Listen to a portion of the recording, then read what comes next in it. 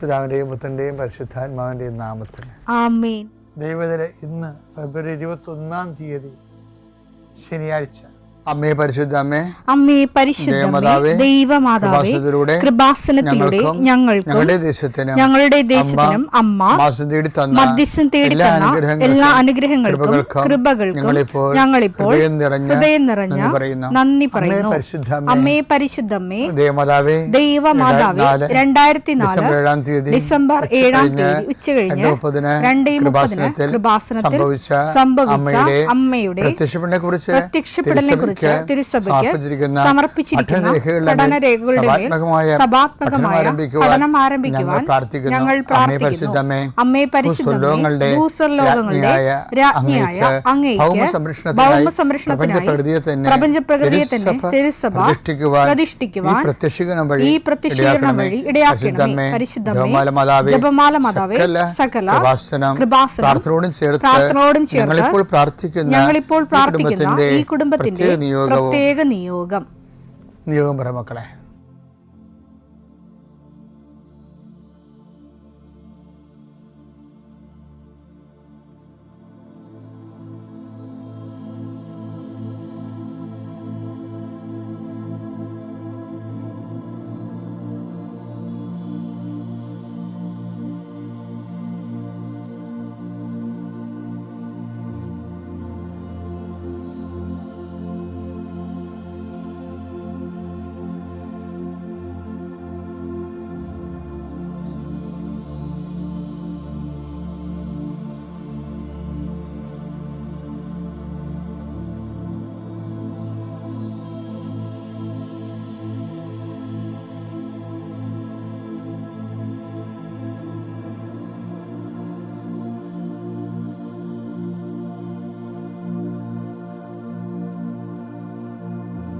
അമ്മയുടെ പ്രത്യക്ഷീകരണത്തിന്റെ ഈ അനുഗ്രഹവേളയിൽ ഞങ്ങൾക്ക് സാധിച്ചു തരുവാൻ കനിയണമേ. ആമേൻ. വിശ്വാസ പ്രമാണം. സർവശക്തനായ പിതാവും ആകാശത്തിന്റെയും ഭൂമിയുടെയും സൃഷ്ടാവുമായ ദൈവത്തിൽ ഞാൻ വിശ്വസിക്കുന്നു. അവിടുത്തെ ഏകപുത്രനും ഞങ്ങളുടെ കർത്താവുമായ ഈശോമിശിഹായിലും ഞാൻ വിശ്വസിക്കുന്നു. ഈ പുത്രൻ പരിശുദ്ധാത്മാവിനാൽ ഗർഭസ്ഥനായി കന്യകാമറിയത്തിൽ നിന്ന് പിറന്ന് പൊന്തിയോസ് പീലാത്തോസിന്റെ കാലത്ത് പീഡകൾ സഹിച്ച് കുരിശിൽ തറയ്ക്കപ്പെട്ട് മരിച്ച് അടക്കപ്പെട്ട് പാതാളങ്ങളിൽ ഇറങ്ങി മരിച്ചവരുടെ ഇടയിൽ നിന്ന് 3-ാം നാൾ ഉയർത്ത് സ്വർഗത്തിലേക്ക് എഴുന്നള്ളി സർവശക്തിയുള്ള പിതാവായ ദൈവത്തിന്റെ വലതുഭാഗത്തിരിക്കുന്നു. അവിടെ നിന്ന് ജീവിക്കുന്നവരെയും മരിച്ചവരെയും വിധിക്കുവാൻ വരുമെന്നും ഞാൻ വിശ്വസിക്കുന്നു. പരിശുദ്ധാത്മാവിലും ഞാൻ വിശ്വസിക്കുന്നു. വിശുദ്ധ കത്തോലിക്കാ സഭയിലും പുണ്യവാന്മാരുടെ ഐക്യത്തിലും പാപങ്ങളുടെ മോചനത്തിലും ശരീരത്തിന്റെ ഉയർപ്പിലും നിത്യമായ ജീവിതത്തിലും ഞാൻ വിശ്വസിക്കുന്നു. ആമേൻ. സ്വർഗ്ഗസ്ഥനായ ഞങ്ങളുടെ പിതാവേ, അങ്ങയുടെ നാമം പൂജിതമാകണമേ. അങ്ങയുടെ രാജ്യം വരണമേ. അങ്ങയുടെ തിരുമനസ് സ്വർഗത്തിലെ പോലെ ഭൂമിയിലും ആകണമേ. അന്നു വേണ്ടുന്ന ആഹാരം ഇന്ന് ഞങ്ങൾക്ക് തരണമേ. ഞങ്ങളോട് തെറ്റ് ചെയ്യുന്നവരോട് ഞങ്ങൾ ക്ഷമിക്കുന്നത് പോലെ ഞങ്ങളുടെ തെറ്റുകൾ ഞങ്ങളോടും ക്ഷമിക്കണമേ.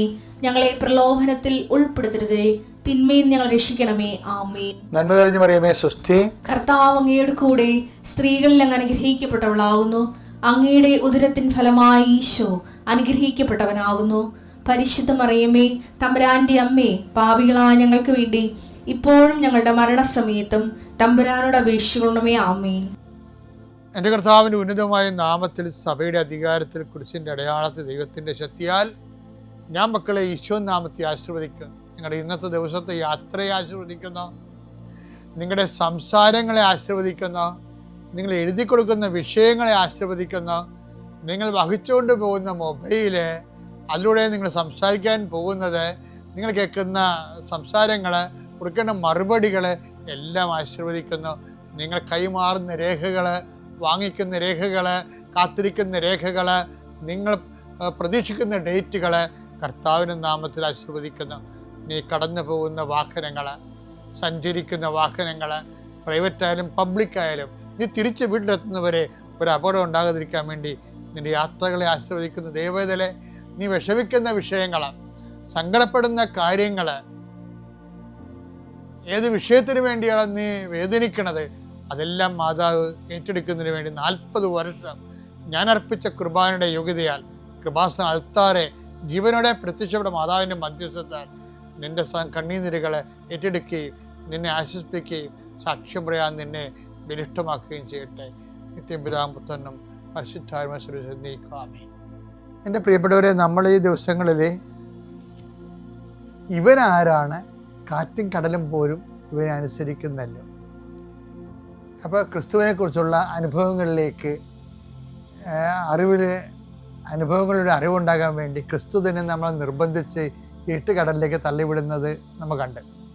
പിന്നെ ഇന്നലെ നമ്മൾ കണ്ടത് നമ്മുടെ ചുറ്റുമുള്ള ജനങ്ങളെ ക്രിസ്തുവിനെക്കുറിച്ച് എന്ത് പറയുന്നു, ഞാൻ ആരാണെന്ന് ജനങ്ങൾ പറയുന്നത്. അപ്പം ജനങ്ങൾ പറഞ്ഞാലും ഇന്നലെ 10 ദിവസത്തിൻ്റെ 2 ദിവസം 3 പറഞ്ഞില്ലേ, എന്താ പറഞ്ഞത്? ക്രിസ്തുവിനെക്കുറിച്ചുള്ള അറിവിൽ നീ മരണം വരെ വളരണമെന്ന്. ജനങ്ങളങ്ങനെ പലതും പറയും, പക്ഷെ നിനക്ക് കൃത്യമായ അറിവിൽ ബോധ്യവും ഉണ്ടാകണം.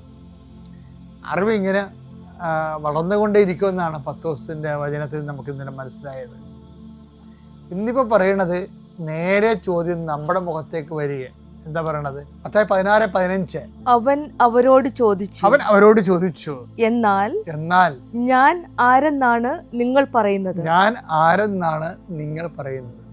ഇത് നമ്മൾ മരണം വരെ ഓരോ ദിവസവും ഇന്നലെ കണ്ടതുപോലെ, അതായത് ഞാൻ അപ്പൊ 10 ദിവസം ഒരു ഉത്തരം പറയും, നീ ജീവനുള്ള ദൈവത്തിന്റെ പുത്രനായ ക്രിസ്തുവാണ്. അപ്പൊ 10 ദിവസം പറഞ്ഞത് നീ ജീവനുള്ള ദൈവത്തിന്റെ പുത്രനായ ക്രിസ്തുവാണ്. പക്ഷെ അത് 10 ദിവസത്തിൻ്റെതായിട്ട് ഈശോ അത് അംഗീകരിക്കണില്ല. ഈശോ പറയണ്ട, എന്റെ പിതാവാണ് നിനക്ക് ഇത് വെളിപ്പെടുത്തി തന്നത്. അതാണ് 10 ദിവസത്തിന്റെ ആടെ ഈശോ അത് അംഗീകരിക്കണില്ല. ഈശോ പറഞ്ഞ എന്താണ്? ഇപ്പൊ നീ ജീവനുള്ള ദൈവത്തിന്റെ പുത്രനായ ക്രിസ്തുവാണെന്നൊക്കെ പറയുമ്പോഴും 10 ദിവസം പറയും അത് വെളിപാടാണ്, എനിക്ക് നീയാണ് ഈ അപ്പോസ്തലന്മാരുടെ കൂട്ടത്തിൽ അധികാര സ്ഥാനം തരേണ്ട ആളെന്ന് എനിക്ക് മനസ്സിലായി. അത് ഈശോയ്ക്ക് ഒരു ചെറിയ കൺഫ്യൂഷൻ ഉണ്ടായിരുന്നു. 12 അണ്ണന്മാരുണ്ടല്ലോ, 12 അണ്ണന്മാർ വന്നിട്ട് ഇവരിൽ സീനിയർ ഒക്കെ പറഞ്ഞു കഴിഞ്ഞാൽ അന്ത്രയോസിനാണ് താക്കോൽ കൊടുക്കേണ്ടത്. അന്ത്രയോസാണ് ആദ്യം വന്ന കക്ഷി. അന്ത്രോസ് പോയി 10 ദിവസം വിളിച്ചോണ്ട് വരികയാണ്.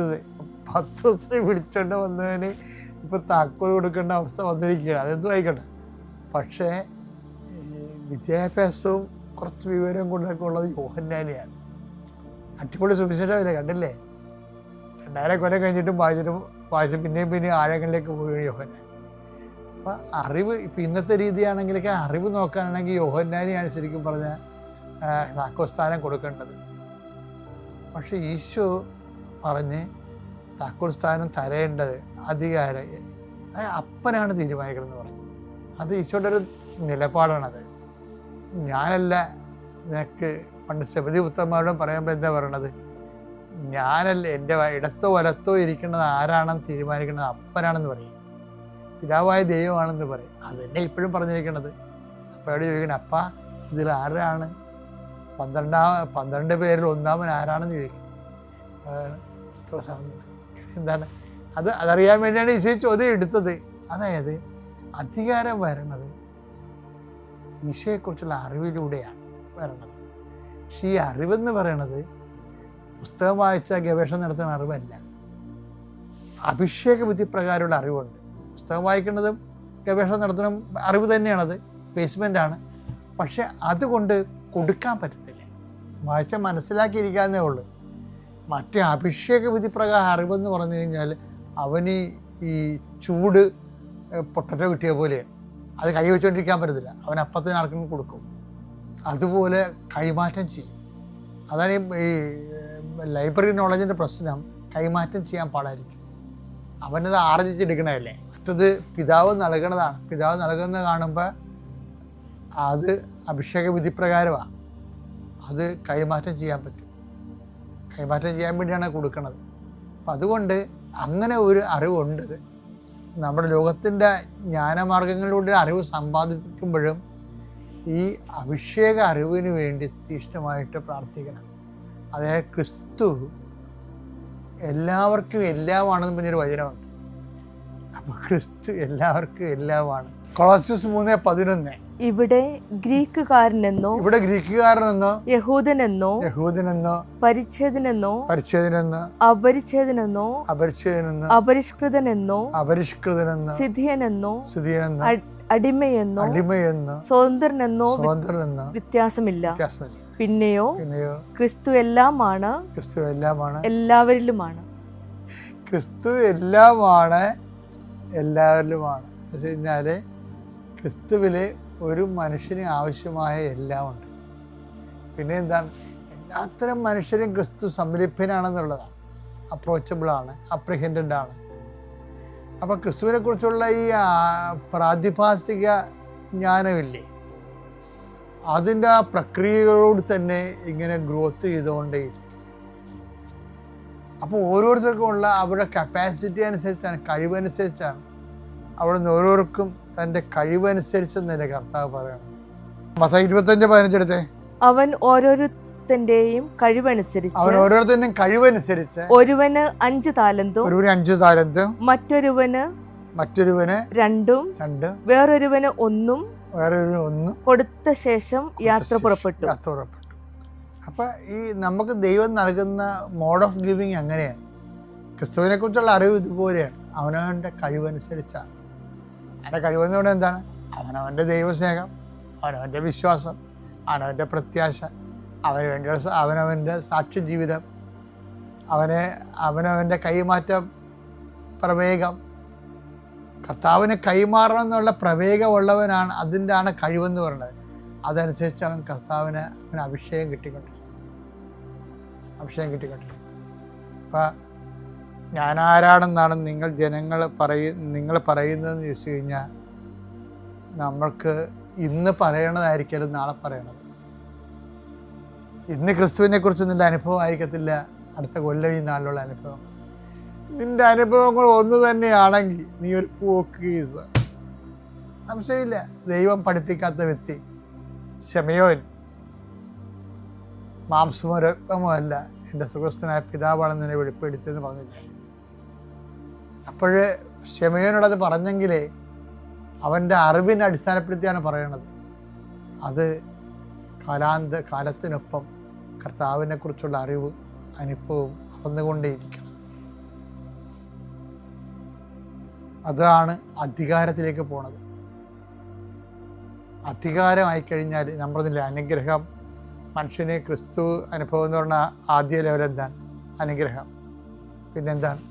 അഭിഷേകം. അഭിഷേകം കഴിഞ്ഞ അധികാരം. അപ്പം അറിവാണ് ഈ അധികാരം ഉണ്ടാക്കുന്നത്. അപ്പോൾ എന്ത് അധികാരമാണെന്ന് അറിയാമോ? ആത്മാവിൽ അധികാരമാണ്. ഇപ്പം ചെറിയ പറയത്തില്ലേ, ഇപ്പം ഞാൻ ഒരിക്കൽ ഒരു മനുഷ്യനോട് പറഞ്ഞ്, അയാൾ അറബി ഡിസ്മിസ് ചെയ്ത് അയാളുടെ ഓഫീസിൽ നിന്ന് ഡിസൈൻ കട്ടാക്കി കളഞ്ഞു.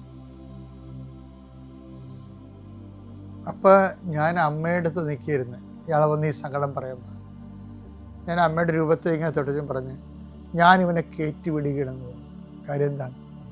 ഇവന് ജീവിക്കാൻ മാർഗമില്ല. ഇവൻ്റെ വിസ എക്സ്പയർ അല്ല, അത് കട്ട് ചെയ്തിരിക്കണതാണ്. അവൻ 19,000 രൂപയെ മറ്റേ മുടക്കി, കാശില്ലാത്ത കാശ് മുടക്കി അവൻ പോയി. അവന് ജോർദാനിൽ ജോലി കിട്ടി. ഈ കമ്പനിയിൽ നിന്ന് വേറൊരു കമ്പനി അവിടെ അറബിയിൽ ജോലി ചെയ്തതിന് ശേഷം വേറെ ഒരു ഫാക്ടറി ജോലി ചെയ്തു. എന്നിട്ട് അവിടെ നിന്നിട്ട് വിസ ഒപ്പിച്ചു. അപ്പോൾ വെച്ചാൽ അത് ഏത് സമയത്തും പിടിക്കപ്പെടാം. പക്ഷേ ആ ഒരു മനുഷ്യന് വേണ്ടി ആ സമയത്ത് അധികാരത്തോടെ പറയാൻ കഴിയണത് നമ്മൾ കുറേ നാളിങ്ങനെ ദൈവത്തെ ജീവിച്ചു വരുമ്പോൾ കഴിഞ്ഞ ദിവസങ്ങളിൽ ചേർത്തല ഞാനത് പറഞ്ഞിട്ടുണ്ടെന്നാണ്, ഒരു അബോർഷൻ ചെയ്യാൻ വേണ്ടി ഒരു മോള് നിൽക്കണത് കഥ ഞാൻ പറഞ്ഞില്ലേ, ദിവസങ്ങൾ ധനത്തിൽ പറഞ്ഞിട്ടുണ്ടത്. അപ്പോൾ ഒരു പ്രേക്ഷിതയാണ് പറഞ്ഞത്, എന്ത് പറ്റും മോളെ ഇവിടെ നിൽക്കാൻ കാര്യം? അപ്പോൾ അവൾ പമ്മി, അവൾ അബോർഷന് വേണ്ടി ഒന്ന് നിൽക്കുകയാണ്. അപ്പോൾ കാര്യം മനസ്സിലായപ്പോൾ പ്രേക്ഷിത പറഞ്ഞ്, കാര്യം 2 വീട്ടിലും, ഭർത്താവിൻ്റെ വീട്ടിലും അവളുടെ വീട്ടിലും വേറെ, അവളുടെ വീട്ടിൽ പ്രസവം 2ാമത്തെ കുഞ്ഞിനാണ് ഇതിപ്പോൾ ഗർഭം ധരിച്ചിരിക്കുന്നത്. ആദ്യ കുഞ്ഞിനെ കഴിഞ്ഞിട്ട് എൻ്റെ കടങ്ങൾ കഴിഞ്ഞിട്ടില്ല. വീണ്ടും അമ്മ മാത്രമേ ഉള്ളൂ അവിടെ. അമ്മ വേല എടുത്തിട്ട് പിന്നെ രണ്ടാമൊക്കെ അമ്മക്ക് ഭയങ്കര അമ്മ അത് വിഷമം പറഞ്ഞു. അവളുടെ ഭർത്താവിൻ്റെ വീട്ടിൽ പെങ്ങ പ്രസവിക്കാൻ അമ്മ നിൽക്കണം, അവിടെയും പറ്റത്തില്ല. അപ്പം രണ്ടുപേരും വീട്ടുകാർ കൈ ഒഴിഞ്ഞ കാരണം അവൾ അബോർഷൻ ചെയ്യാൻ വേണ്ടി വന്നിരിക്കുക. അപ്പോഴൊരു പ്രേക്ഷിത കണ്ടുപിടിക്കണം അവളുടെ പരിഗണന കണ്ടപ്പോൾ നീ എന്തിനാ വന്നതെന്ന് ചോദിച്ചു. ഒരു പരിചയമില്ല, വിലകാരെ ചോദിച്ചതാണ്. അതാണ് അധികാരം എന്ന് പറയണത്. പറഞ്ഞ് ഇതാണ് അവസ്ഥ, നീ എൻ്റെ കൂടെ പോര്. ആ പ്രസവത്തിൻ്റെ കാര്യം ഞാൻ ഏറ്റത്, പക്ഷെ കുഞ്ഞിനെ കൊല്ലാൻ പറ്റത്തില്ല. കാര്യം മരണം വരെ നീ അതിന് സമാനം പറയേണ്ടി വരും ദൈവത്തോട്. ഒരു കുഞ്ഞിനെ കിട്ടാൻ വേണ്ടി 46 കൊല്ലമൊക്കെ കണ്ണീരോടെ ആൾക്കാർ നടക്കണ കാണുന്നില്ലേ? ഇനിയൊരു കുഞ്ഞിനെ കിട്ടുന്നതെന്താ ഉറപ്പ്? ഈ ഇരിക്കണ കുഞ്ഞ്, നിനക്കിപ്പോൾ ഉള്ള കുഞ്ഞ് ജീവിച്ചിരിക്കുന്നത് എന്താ ഉറപ്പ്? ഇങ്ങനെ പടാന്ന് കുറേ ചോദ്യങ്ങൾ ചോദിച്ച് അവൾക്ക് ധൈര്യവും കൊടുത്ത് ശക്തിയും കൊടുത്ത് അവളെ കൊണ്ടുപോയി. അധികാരം എന്ന് പറയുന്നത് അറിവ് ക്രിസ്തുവിനെ കുറിച്ചുള്ള അനുഭവം ഞാൻ വർദ്ധിക്കുമ്പോൾ അധികാരം വർദ്ധിക്കണം. എൻ്റെ ദൈവത്തിലെ ഒരു 10-30 വയസ്സ് കഴിഞ്ഞുള്ളിൽ അധികാരം ഉണ്ടാക്കിയെടുക്കണം. അല്ലാതെ ഈ നക്കാപ്പിച്ച് അനുഗ്രഹം മേടിച്ച് തിന്നും വീർത്തും ജോലി കിട്ടി മരിച്ചു പോയിട്ട് ഒന്നും കാണിക്കാനില്ല. അത് അനുഗ്രഹത്തിൻ്റെ കാലമാണ്.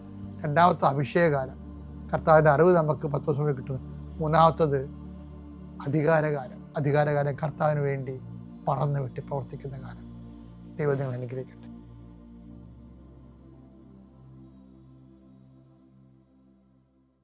അത്യപൂർവ ദൈവാനുഭവങ്ങൾ ഇനി നിങ്ങൾക്കും സ്വന്തം. ഈ യൂട്യൂബ് ചാനൽ ഇതുവരെ സബ്സ്ക്രൈബ് ചെയ്തിട്ടില്ലെങ്കിൽ ഇപ്പോൾ തന്നെ സബ്സ്ക്രൈബ് ചെയ്യുക. ഈ വീഡിയോ ഇപ്പോൾ തന്നെ നിങ്ങളുടെ സുഹൃത്തുക്കൾക്ക് ഷെയർ ചെയ്തുകൊണ്ട് കർത്താവിൻ്റെ പ്രേക്ഷിതരാകുക.